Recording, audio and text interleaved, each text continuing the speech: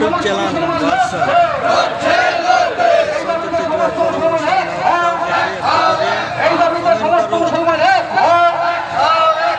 এই মোদী সরকারের কালো কানুন মানছি না, এই মোদী সরকারের ওয়াকফ বিলের কালো কানুন মানছি না, এই মোদী সরকারের ওয়াকফ বিলের কালো কানুন